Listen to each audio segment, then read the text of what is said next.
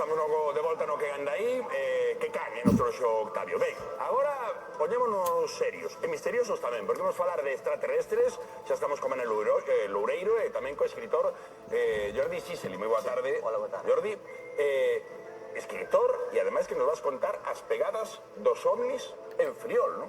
Sí, así mismo é. Sí, unhas pegadas que na famosa oleada do ano 96, que foi a oleada máis grande que hubo na historia de España, pois ocorreu no meu pueblo, en Vilalbite, en Friol, e ali había unhas pegadas duns supuestos seres, eu vinas, o sea, estuve ali para velas, incluso meter as maus nesas pegadas.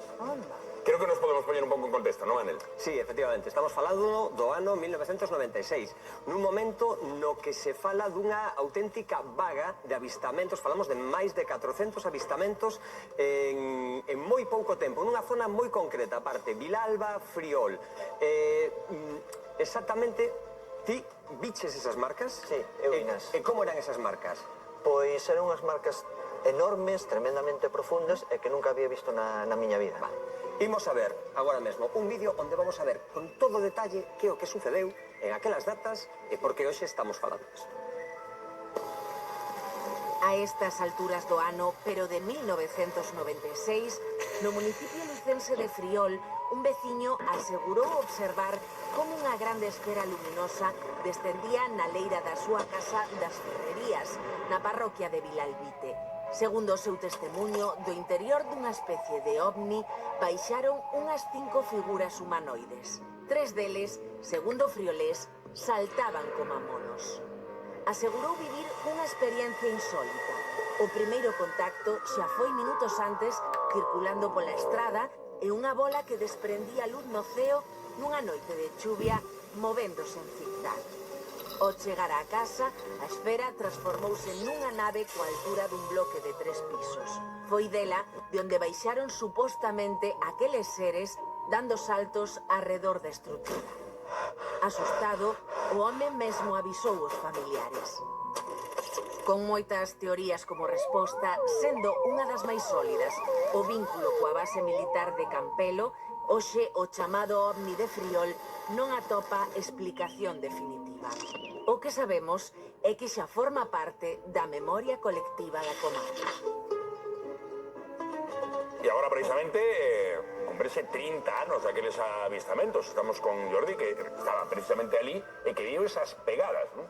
Sí, foi así, eu tiña 17 anos, fai 30 anos, recórdome como se fora hoxe, desperteime o día que pasou eso, salía xa na prensa, e fora o día anterior, e fomos ali a ver o que pasaba, que non estaba plagado de xente, porque eran os anos 90, non ten nada que ver con os anos de agora a xente está moi contaminada dun montón de cousas, e aqueles anos non, fun ali coa miña familia, e realmente que alucinamos o que vimos ali, porque eu coñezo os veciños de toda a vida, son veciños meus a 400 metros, xente que non lle interesa nada, que non sabía nada desto, que iba naqueles tempos a ver algo deso. E despois chegamos ali ao campo e realmente había unhas pegadas enormes, o sea, que saliron agora nas imaxes, increíbles. Depois había unhas pegadas pequeniñas, ademais... Jordi, había incluso erva queimada. Sí, é unha cousa que me chamou a atención, que me dixo o irmão do dono, díxome, o que é curioso é que está queimada esa erva, que nos vimos a erva queimada, ali unha zona esférica que onde supostamente avistaban esa luz, e a erva queimada, as pisadas vinos, non foi algo que me contou alguén, E máis, aparte das pegadas físicas desas marcas, deses fochancos, desa erva queimada, incluso a reacción dun can chamábate poderosísimamente a atención, non? Sí, mira, además acabas de ter ahora un can aquí, un can parecido a este, non un pastor alemán, senón o típico can de palleiro, que se ve para ir coas vacas, que son moi territoriales, son moi feros, incluso os teñen para guardar as casas, non? Encadenado. E ao lado do campo había como un alpendre onde o veciño guardaba a maquinaria. E ali estaba o can. E me dixeron, irmá, dixo, mira, pai, o can leva desde onte metido, e non quere sair, eu vin o can co rabo entre as pernas, tiritando, é un can que era moi malo, moi fero, porque teñen para guardar as casas. E iso a mí sí que me chamou a atención. Claro, porque estamos falando aparte dunha cousa que non sucedeu de forma illada, senón que isto ven todo incluído, como falábamos antes, desa vaga, desa oleada. Falamos de cerca de 400 avistamentos en moi poucos meses. E este avistamento, as características deste obxecto non identificado de Friol, fose extraterrestre ou non, dende logo que está claro que non está identificado, non se sabe que era. Xa uns días antes, un condutor pola estrada xa viu unha bola de luz de características similares. Tamén falamos de que un tempo antes, unhas semanas antes, sucedeu algo parecido nas Illas Canarias, se non lembro mal, non? Sí, isto ten moito o que conta José Manuel, o meu veciño. É unha cosa moi curiosa porque exactamente o que lle pasa ao médico padrón nas Illas Canarias. O mismo objeto, os mismos seres que van aí, era exactamente o mismo. Donde sacou meu veciño esa historia. E despois pasa outra cousa, que din que saltan como monos coas maus postas sobre os ombros. Eso sale nunhas pinturas rupestres en Tassili, en Argelia, que teñen máis de 4.000 anos que os famosas pinturas do astronauta, porque parece un ser con un escafandra de astronauta. O sea, o meu veciño, que non lle interesaba nada isto, que nunca viu, como él, todos, o sea, estaban contando algo que dis ti, pode non ser extraterrestre, pode ser unha cousa terrestre, pode ser un experimento, pode ser calquera cousa, pero que algo pasou, sí. É certo, e que ademais tamén falamos dunha situación que transcorre no ano 96. Non existe internet como entendemos hoxe en día, é dicir, non podemos falar dunha contaminación, de que alguén veu unha historia en internet, decidiu que el tamén ia contar unha historia polo estilo. Estamos falando de persoas en sitios moi diferentes que están contando exactamente a mesma experiencia.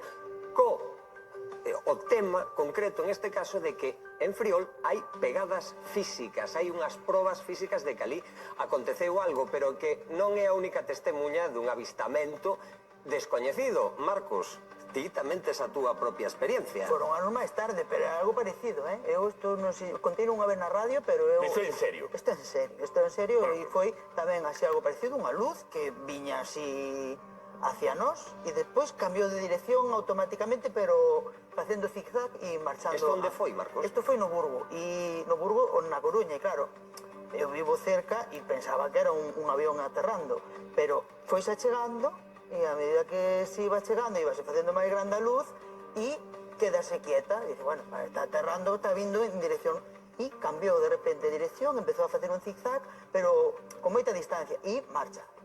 Isto, non vin pegada despois, no, isto xa é coña, pero sí que vin isto, aparte este é un fenómeno, non sei se no 96 ou é máis tarde, cando hai esta alerta OVNI que era con un programa de radio, non sei se era aí ou non.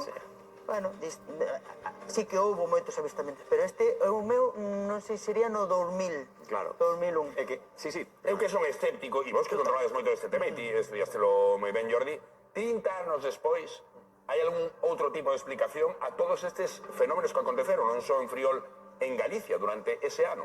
Esa é a gran pregunta que se busca a gran resposta. Non hai. Non hai porque foi unha cousa moi curiosa polos investigadores que o levaron a cabo, que foron Marcino Requejo, Manuel Carballal, Miguel Pedrero, Lesta.